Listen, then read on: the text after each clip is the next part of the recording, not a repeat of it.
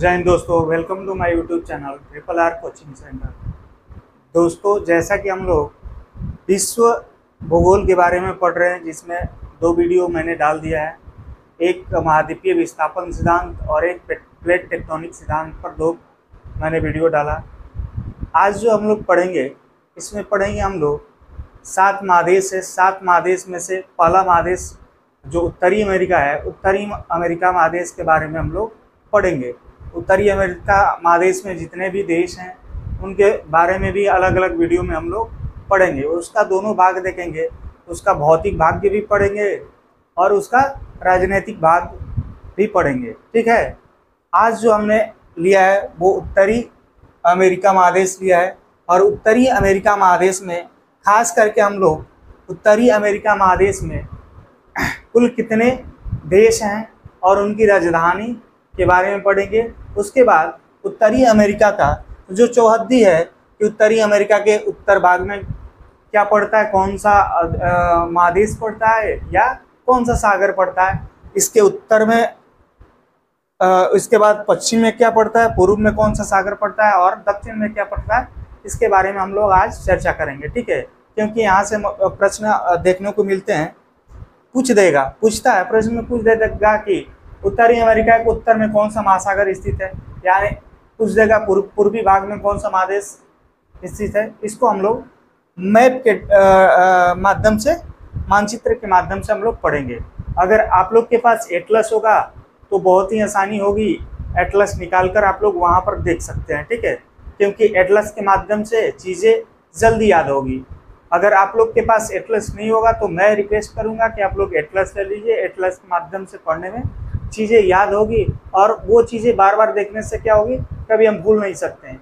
क्योंकि एग्ज़ाम, कोई भी एग्ज़ाम हो तो चीज़ें याद रहती है, तभी हम लोग उस चीज़ को क्या कर सकते हैं, सही कर सकते हैं। ठीक है, आइए चलिए देखते हैं कि उत्तरी अमेरिका में कुल कितने देश हैं और उनकी राजधानी के बारे में पढ़ेंगे। ठीक है, बस इस वीडियो में यहाँ तक पढ़ेंगे, अगले वीडियो में फिर नेक्स्ट में आगे पढ़ा जाएगा। ठीक है, सबसे पहले तो ये जानना ज़रूरी है कि उत्तरी अमेरिका का खोज कैसे हुआ। तो इसके पीछे एक छोटी सी कहानी है जो मैं बता रहा हूँ। हुआ क्या कि जो यूरोप जो है उसमें पुनर्जागरण का एक युग चला। पुनर्जागरण मतलब नई नई जो देश हैं उनका खोज का एक युग चला। उस युग के दौरान एक नाविक थे जिनका नाम था, नाविक कह सकते हैं या यात्री थे, और जिन्होंने खोज करने के लिए निकला। सब सर्वप्रथम हमारे ही देश भारत के खोज में निकला, जिनका नाम था कोलंबस। कोलंबस ने क्या किया कि कोलंबस रहने वाले थे हमारा इटली के रहने वाले थे। इटली का जिनेवा है, वहाँ से वो बिलोंग करते थे। उन्होंने निकला भारत के खोज के लिए।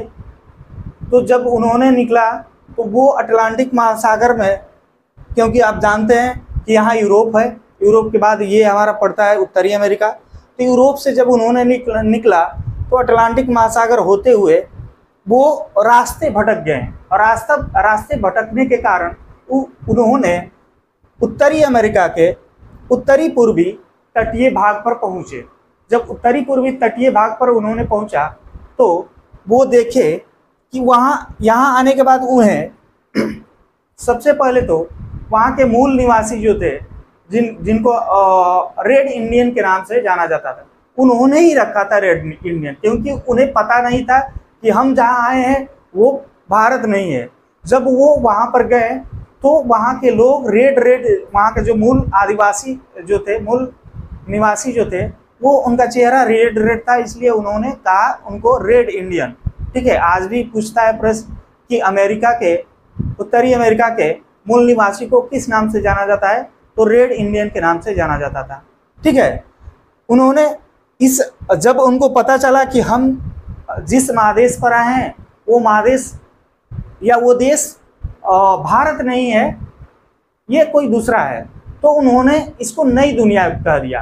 क्या कह दिया कि ये जो देश है, ये पूरा महादेश जो है, इसका नाम उन्होंने क्या रख दिया, नई दुनिया, या पश्चिमी भारत के नाम से भी उन्होंने स्टार्टिंग में बोला कि ये पश्चिमी भारत है। क्या है, पश्चिमी भारत है। ठीक है, उसके बाद हुआ क्या कि इसका नाम, फिर पूछता है कि इसका नाम अमेरिका कैसे पड़ा। तो सर्वप्रथम एक पुर्तगाली नाविक था जिसका नाम था अमेरिगो वेस्पुकी। यहाँ लिखे हम, जिसका नाम था अमेरिगो वेस्पुकी। अमेरिगो वेस्पुकी पुर्तगाल का नाविक था। सर्वप्रथम इसने ही अमेरिका के तट पर आया था, और अमेरिका के तट पर सर्वप्रथम आने के कारण, क्योंकि ये पहला यूरोपीय व्यक्ति था जो यहाँ पर आया था, और इसी के नाम पर अमेरिका रखा गया, क्योंकि अमेरिगो से ही कौन सा शब्द का निर्माण किया गया था, अमेरिका का शब्द का निर्माण किया गया था, और इस महादेश का नाम रख दिया गया अमेरिका महादेश। ठीक है, क्योंकि ये उत्तर में था इसलिए इसको उत्तरी अमेरिका कहा जाने लगा, और जो नीचे वाला है वो दक्षिणी भाग में था इसलिए उसे दक्षिणी अमेरिका कहा जाने लगा। यहां तक क्लियर है? ठीक है। उसके बाद लिखे हैं खोज कौन किया था? Christopher Columbus. ये जिनेवा यानी इटली का रहने वाला था। कब किया था खोज? 1492 में। कब किया था? 1492 में खोज करने निकला था भारत के लिए, लेकिन रास्ते भटकने के कारण वो कहाँ पहुंच गया? नई दुनिया यानी उत्तरी अमेरिका पहुंच गया। ठीक है। उसके बाद एक चीज और याद रखिएगा कि ये जो उत्तरी अमेरिका है इसका विस्तार, विस्तार का मतलब कि इसका अक्षांशीय विस्तार कहाँ से कहाँ है और इसका देशांतरीय विस्तार कहाँ से कहाँ है। ठीक है। तो अगर ग्लोब पर देखा जाए तो ग्लोब पर पूछ देगा कि ग्लोब पर यानी हमारे पृथ्वी पर उत्तरी अमेरिका की स्थिति क्या है। तो उत्तरी अमेरिका की स्थिति देखने के लिए उत्तरी अमेरिका जो पड़ता है वो पड़ता है, ये ऊपर में नॉर्थ हो जाता है, नीचे साउथ, ये ईस्ट हो गया और इधर वेस्ट, यानी उत्तरी, दक्षिणी, पूर्वी और पश्चिमी। तो नॉर्थ अमेरिका जो पड़ता है इसी क्षेत्र में नॉर्थ अमेरिका पड़ता है, यानी उत्तरी पश्चिमी गोलार्ध में पड़ता है। कौन से गोलार्ध में? अगर पूछेगा कि उत्तरी अमेरिका जो है किस गोलार्ध में पड़ता है तो क्या बताएंगे हम लोग? उत्तरी पश्चिमी गोलार्ध में पड़ता है। ठीक है, क्लियर है। और उत्तरी पश्चिमी गोलार्ध में पड़ता है। फिर पूछ सकता है कि इसका विस्तार कहां से कहां तक है। तो विस्तार जो है ये 7 डिग्री से 85 डिग्री उत्तरी अक्षांश। 7 डिग्री कहाँ होगा? क्योंकि जब हम लोग ग्लोब देखेंगे तो ग्लोब पर ये मान लीजिए कि ये ग्लोब ही है, तो ग्लोब पर देखेंगे तो ये बीचों बीच जो होता है वो 0 डिग्री इक्वेटर है।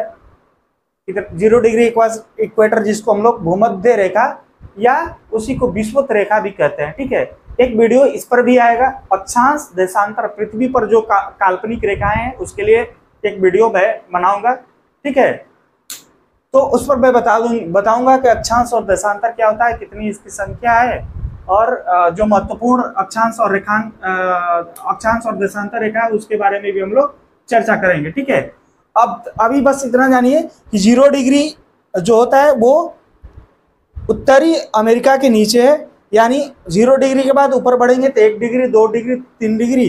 तो ये जो पनामा है, पनामा यहाँ से जो स्टार्ट होता है वो कितना डिग्री से स्टार्ट होता है? 7 डिग्री से, और ऊपर में जो चला जाता है ग्रीनलैंड तक, ये कितना डिग्री जाता है? 85 डिग्री उत्तरी अक्षांश तक जाता है। ठीक है, उसके बाद ये तो अक्षांशीय विस्तार हो गया। इसका देशांतरीय विस्तार क्या होगा? तो देशांतरीय विस्तार में या ये जो है कौन से गोलार्ध में पड़ता है? पश्चिमी गोलार्ध में, तो इसमें पश्चिमी आएगा। ठीक है, तो ये जो होता है 35 डिग्री से 170 डिग्री पश्चिमी देशांतर तक जाता है, यानी इसका जो पश्चिमी भाग है वो कहाँ से स्टार्ट होता है? तो वो 35 डिग्री से स्टार्ट होता है और कहाँ तक जाता है? 170 डिग्री, यानी कह सकते हैं जो ये अलास्का वाला अंतिम पॉइंट है ये 170 डिग्री पश्चिमी देशांतर तक जाएगा। क्लियर है? इस डाटा को आप लोग याद रखिएगा। उसके बाद उत्तरी अमेरिका में कुल देशों की संख्या कितनी है? तो देशों की संख्या 29 है। कितना है? 29 है ये। उसके बाद उत्तरी अमेरिका को राजनीतिक दृष्टि से 3 भागों में बांटा गया है। कितने भागों में बांटा गया है? 3 भागों में। अगले वीडियो में मैं इसको लिखवाऊंगा। ठीक है, 3 भागों में बांटा गया है, जिसमें एक जो भाग होता है उसको कहते हैं एंग्लो अमेरिका के नाम से जाना जाता है। किस नाम से जाना जाता है? एंग्लो अमेरिका के नाम से।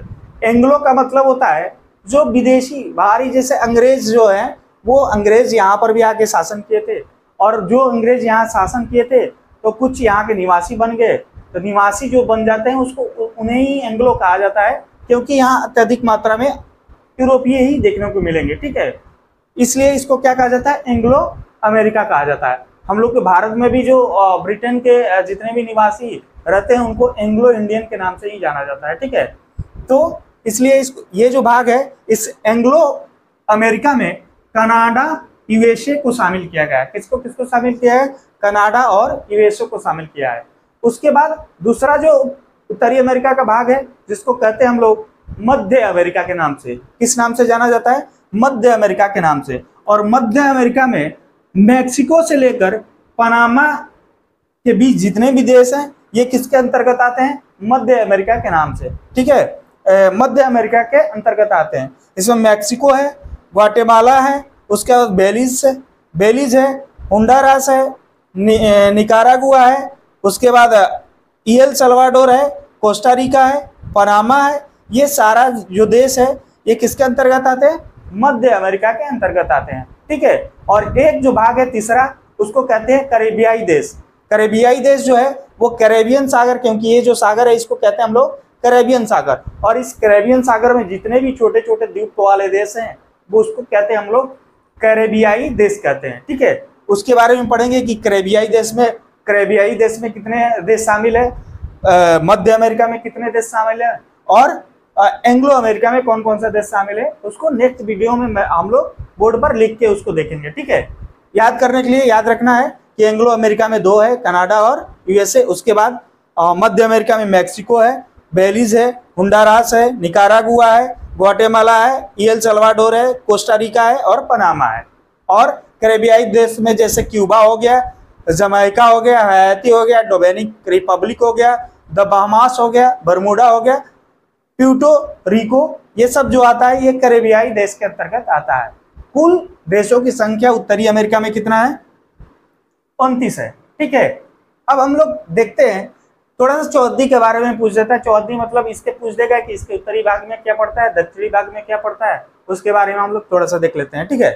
तो उत्तरी अमेरिका के उत्तरी भाग में पूछेगा कौन सा महासागर है, तो क्या बताएंगे, जैसा कि हम लोग देख रहे हैं उत्तर में ही पड़ता है आर्कटिक महासागर। यानी अब इसको मैप के द्वारा आप लोग मैप में भी देखेंगे, अपने एटलस में अगर आप लोग के पास है तो एटलस में देखिएगा तो ऊपर में आर्कटिक ओशियन है, और इसके पश्चिमी भाग में जो पड़ता है ये क्षेत्र जो है पैसिफिक प्रशांत महासागर यानी पैसिफिक ओशियन का भाग होता है, ठीक है। इसके पूर्व में क्या होता है, पूर्व में जो होता है वो नॉर्थ अटलांटिक है, क्योंकि अटलांटिक को दो भागों में बांटा गया है। ऊपरी भाग को नॉर्थ अटलांटिक ओशियन कहते हैं और नीचे वाले को क्या कहते हैं, साउथ अटलांटिक ओशियन, यानी उत्तरी अटलांटिक महासागर और दक्षिणी अटलांटिक महासागर। तो इसके पूर्व में है नॉर्थ अटलांटिक महासागर, ठीक है। उसके बाद इसके दक्षिण पूर्व में कहेगा कौन सा सागर आएगा, तो कैरेबियन सागर आएगा, ठीक है। कौन सा सागर आएगा, कैरेबियन सागर। उसके बाद इसके साउथ में भी पैसिफिक प्रशांत महासागर ही हो जाता है, क्लियर है। ये हो गया हमारा 14वें महासागर को देख लीजिए, ठीक है। उसके बाद महादेश के बारे में पूछेगा तो इसके पश्चिम में एशिया महादेश आ जाता है, इसके पूर्व में हो जाता है अफ्रीका और यूरोप महादेश आ जाता है, और इसके दक्षिण में दक्षिणी अमेरिका आ जाता है, क्लियर है। इसके महादेश देखेंगे तो इसके पश्चिम में एशिया महादेश आ जाता है, उसके बाद इसके पूर्वी भाग में यूरोप और अफ्रीका आ जाता है, और दक्षिणी भाग में कौन सा महादेश आ जाता है, दक्षिणी अमेरिका महादेश आ जाता है, ठीक। यहाँ तक कोई दिक्कत। आगे अब देखते हैं कि जो राज्य है और उसके राजधानी यहीं पर याद कर लेंगे हम लोग, ठीक है।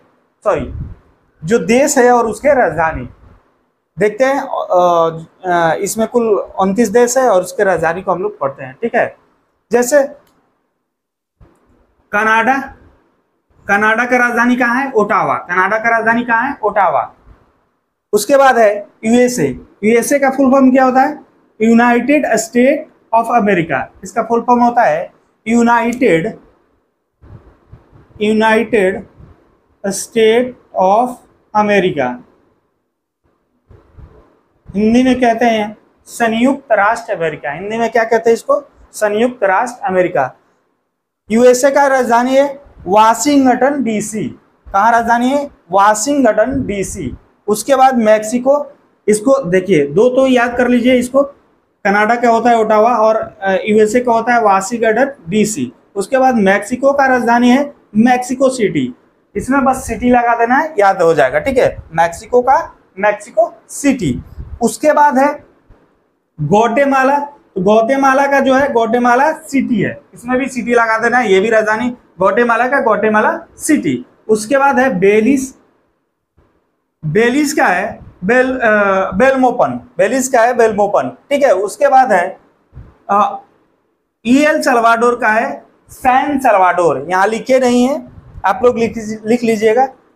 इसका है सैन सल्वाडोर, ठीक है, सैन सल्वाडोर,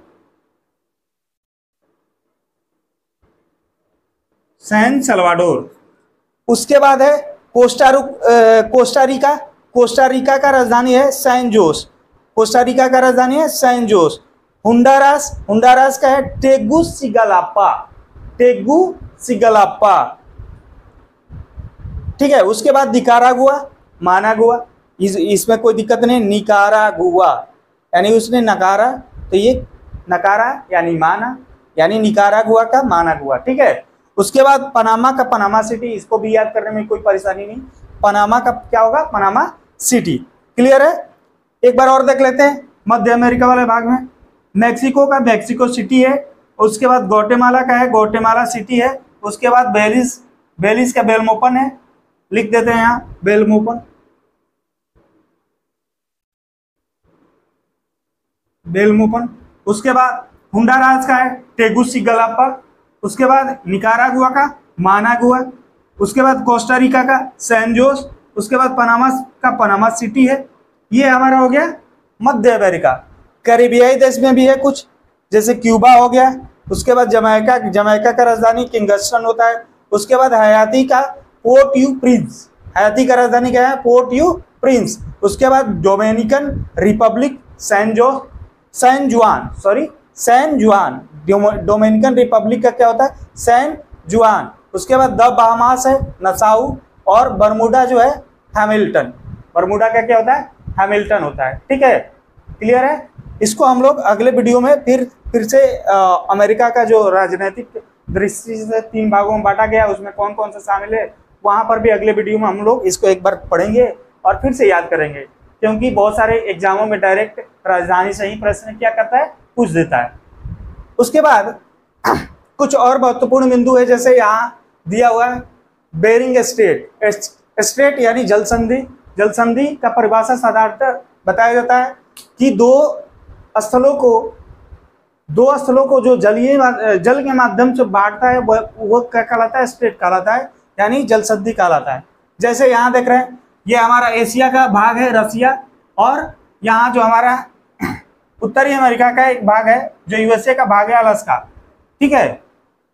ये दोनों क्या करता है, एक दूसरे को अलग करता है। पूछेगा एशिया और उत्तरी अमेरिका को अलग करने वाला कौन सा जल संधि है, तो बताएंगे बेरिंग जल संधि। कौन सा जल संधि है, बेरिंग जल संधि, ठीक है।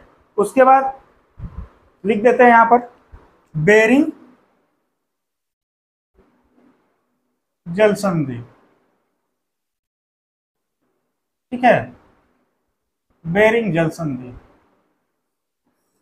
उसके बाद यहाँ एक द्वीप है जिसको कहते हैं ग्रीनलैंड।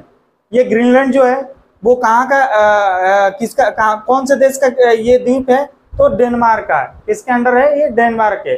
पूछेगा डेनमार्क कौन से महादेश का कंट्री है, तो यूरोपीय महादेश का कंट्री है, लेकिन ये जो ग्रीनलैंड है उसी का भाग है। और ग्रीनलैंड किस महादेश के अंतर्गत आता है, तो ये आता है उत्तरी अमेरिका महादेश के अंतर्गत आता है। ये द्वीप किस महादेश के अंतर्गत आता है, उत्तरी अमेरिका महादेश के। इसके बारे में याद रखिएगा, ग्रीनलैंड यानी ग्रीनलैंड किसके अधीन है, डेनमार्क के अधीन है। और इसके बारे में सबसे महत्वपूर्ण चीज है कि विश्व का सबसे बड़ा महाद्वीप क्या है, ये विश्व का सबसे बड़ा महाद्वीप है, ठीक है। तो पूछेगा कि डेविस स्ट्रेट जो है, डेविस स्ट्रेट यानी डेविस जल संधि जो है किन दो स्थलों को अलग करता है, तो बता देंगे। अगर दिया रहेगा कनाडा तो कनाडा और ग्रीनलैंड, अगर दिया रहेगा उत्तरी अमेरिका तो उत्तरी अमेरिका और ग्रीनलैंड को अलग करता है, क्लियर है। उसके बाद एक और है यहाँ पर है आइसलैंड। आइसलैंड यहाँ लिखा हुआ है इसका राजधानी, आइसलैंड का राजधानी है रिज जैविक। क्या होता है? रिक जैविक होता है, ठीक है। रिक जैविक क्या होता है? रिक जैविक। आइसलैंड का राजधानी क्या है? रिक जैविक। इसलिए राजधानी बता रहे हैं उसका क्योंकि ये भी महत्वपूर्ण प्रश्न है। ये विश्व का सबसे उत्तरतम राजधानी है। क्या है? राजधानी। विश्व का सबसे उत्तरतम राजधानी कौन है? रिच जैविक, ठीक है। कहाँ का राजधानी है? आइसलैंड का राजधानी है, ठीक है। तो अगर पूछता है कि ग्रीनलैंड और आइसलैंड को डिवाइड करने वाले जल संधि का क्या नाम है, तो उसको कहते हैं डेनमार्क जल संधि। किस नाम से जाना जाता है? डेनमार्क जल संधि के नाम से जाना जाता है, ठीक है। उसके बाद अगला यहाँ एक और है स्टेट जिसको कहते हैं हम लोग फ्लोरिडा स्टेट, यानी फ्लोरिडा जल संधि। फ्लोरिडा जल संधि जो है वो यूएसए और क्यूबा को अलग करता है। किसको? यूएसए और क्यूबा को अलग करता है फ्लोरिडा जल संधि, ठीक है। ये हो गया हमारा कुछ जल संधि। यहाँ एक और चैनल है, चैनल है जिसको यूकाटन चैनल कहते हैं। यूकाटन याद रहेगा। यूकाटन मतलब तुम काट रहे हो, ठीक है। यूकाटन चैनल जो है ये क्यूबा और किसको? मैक्सिको को अलग करता है। किसको? क्यूबा और मैक्सिको को अलग करता है। यहां तक क्लियर है। उसके बाद कुछ और पॉइंट है, जैसे अलास्का। पूछिएगा अलास्का किसका भाग है, तो अलास्का बताएंगे यूएसए का ही भाग है, ठीक है। अब इसके बारे में छोटा सा कहानी है कि अलास्का यूएसए का भाग है क्योंकि पहले जो था अलास्का रसिया का भाग हुआ करता था। किसका भाग हुआ करता था? रसिया का भाग हुआ करता था। और बाद में यूएसए ने इसको क्या कर लिया? खरीद लिया। क्यों? क्योंकि यहाँ अलास्का में कुछ समय बताया जाता है इसका इतिहास कि वहां पर जो है सोने का खदान मिला। खदान मिलने के कारण जो यूएसए के जो व्यापारी लोग थे वहां व्यापार करने के लिए गए। व्यापार करने के क्रम में ही धीरे धीरे वहां निवास करने लगे, और जब निवास करने लगे तो एक समय आया कि यूएसए ने इसे लगभग कितना डॉलर में खरीदा था? $72 में। कितना? 72 लाख डॉलर में। 72 लाख डॉलर में इसको खरीदा था। कितना? 72 लाख डॉलर। ये कहानी बस याद रखिएगा कैसे खरीदा गया था। उसके बाद जब ये खरीदने के बाद कुछ समय बाद यहाँ तेल का जो है ना, तेल का यहाँ पर स्रोत मिल गया। तेल के स्रोत मिलने के कारण यूएसए बहुत तेजी से ग्रोथ किया और विश्व का रिचेस्ट देश के अंतर्गत आ गया, ठीक है। तो ये रीजन है। जब रसिया के अंडर में था तो उस समय ये तेल का खदान नहीं मिला था। बाद में मिलने के कारण यूएसए क्या हो गया? यूएसए का विकास हुआ क्योंकि तेल के खदान के कारण वो ग्रोथ हुआ, ठीक है। ये था हमारा नॉर्थ अमेरिका के बारे में जो महत्वपूर्ण बिंदु पॉइंट था जिसको हमने बता दिया। उसके बाद ये जो हमारा कैरेबियाई देश है इसको वेस्ट इंडीज के नाम से भी जाना जाता है। आगे के वीडियो में हम बताएंगे वेस्ट इंडीज में कौन कौन सा जो छोटे छोटे द्वीप हैं वो आते हैं, ठीक है। तो आप लोग इसको आप लोग स्क्रीनशॉट ले लीजिएगा और मैप के माध्यम से ही पढ़िएगा। मैप के माध्यम से पढ़ने से क्या होगा? चीज़ें बहुत याद रहेंगी। अगले वीडियो में हम लोग पढ़ेंगे इसका जो यूएसए है वो 3 भागों में बांटा। 3 भागों में बंटने के बाद कौन सा देश किस भाग का है उसके बारे में पढ़ेंगे। और स्टार्ट करेंगे जो हम लोग ना एक एक देश के, जैसे कनाडा को पढ़ेंगे एक बार, फिर यूएसए के बारे में पढ़ेंगे, फिर मैक्सिको जो मध्य अमेरिका का देश है उसके बारे में एक एक करके पढ़ेंगे। और वहाँ का जो महत्वपूर्ण शहरें हैं, जो महत्वपूर्ण शहरों से रिलेटेड जो प्रमुख चीज़ें याद करने वाला महत्वपूर्ण बिंदु है उसके बारे में हम लोग अगले वीडियो में पढ़ेंगे। ये कम से कम इसका 3-4 क्या बहुत सारा लेक्चर आएगा। सीरीज में ही पढ़ेंगे क्योंकि सीरीज से पढ़ने से क्या होती है? चीज़ें याद रहती है। और मैं जो यूट्यूब पर स्टार्ट किया हूँ वीडियो, तो मेरा जो जितने भी वीडियो आएगा वो हर एक चैप्टर का सीरीज में ही आएगा। इधर उधर से नहीं आएगा। जितने भी नए बच्चे होते हैं जो फाउंडेशन कोर्स करते हैं तो उनके लिए ये जो जितने भी वीडियो हैं बहुत सहायक होगा, ठीक है। तो आप लोग इसको स्क्रीनशॉट ले लीजिएगा और अच्छा लगे तो लाइक और सब्सक्राइब जरूर कीजिएगा। जय हिंद।